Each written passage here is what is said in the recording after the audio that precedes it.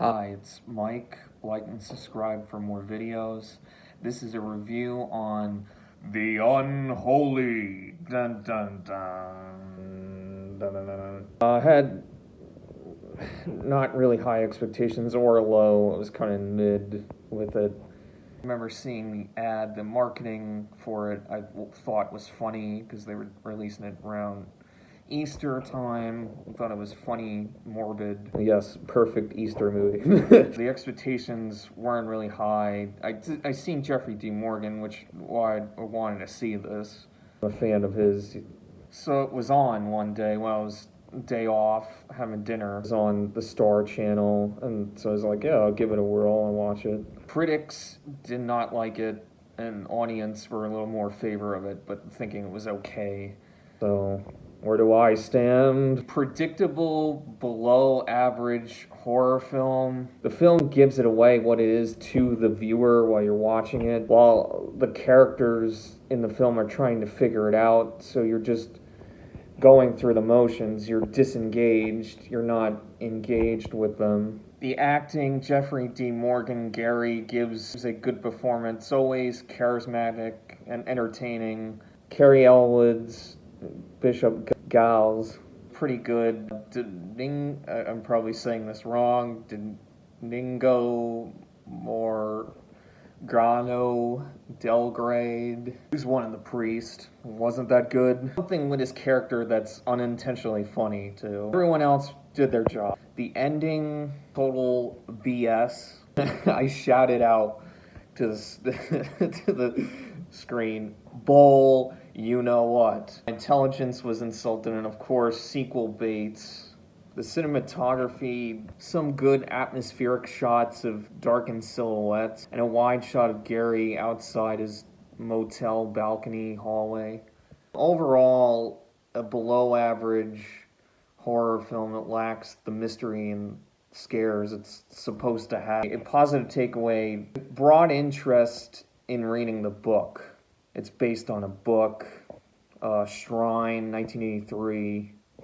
Finding that out, and it's on my list to read it. James Herbert.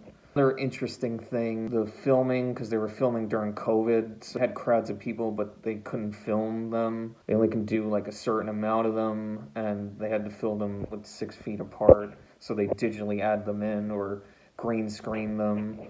So that's another interesting thing to know. Don't recommend this one. It's not worth your time and not collection worthy. Now, the spoilers. Spoiler warning. You've been warned. This is the biggest problem with this movie. It gave away to you as you're watching it. It's a demon that's not Mother, because the whole story is Mother Mary. This death girl sees Mother Mary and thinks and does all these miracles and heals people, but it shows you right away it's a demon, and it's like, what?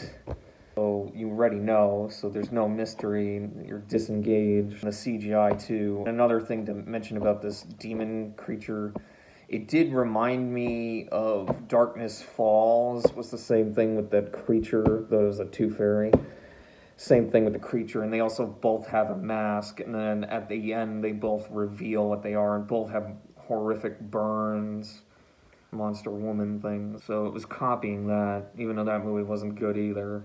It's filled with more cliches too, because with Jeffrey D. Morgan's character, an atheist, and the character arc is very predictable. He's the atheist, then becomes a believer by the end. It's been done before too, and he's also washed up, and then also getting a redemption arc too. An interesting, I guess, with the history thing, dealing with Mary character, I guess that was semi-interesting. But the ending, yeah, like I said, it was total BS. they have to defeat it because Mary and the kid are related bloodline, you find out. So she has to self-sacrifice herself. She does at the end.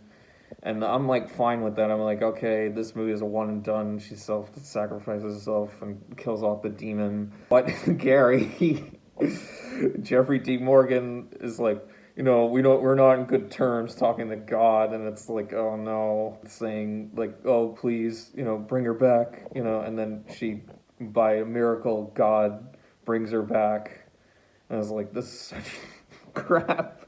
Of course, by doing that, oh, this happy ending, then it ends with the demon coming back. It's so predictable, everything, and for a sequel that hopefully never gets made. Unintentionally funny thing with the priest. He gets killed off. Hilarious. It's freaking hilarious. The cross goes on fire because they're trying to do this ritual thing to kill demon with this doll trapped in, but then got released. So then they're trying to do this ritual thing. He's trying to light it, and then the demon keeps blowing out the candle, burns the crucifix. Crucifix falls over, hails the priest. It's freaking hilarious. I just busted out laughing. That's it for the review. Where do you stand? Do you like this movie? Are you with the audience thinking it's okay, or with the critics thinking it's awful? I'm in between. I think it's just below average. Where do you fall? Let me know in the comments section below. Let's discuss. Stay creative. You have a good night, peeps.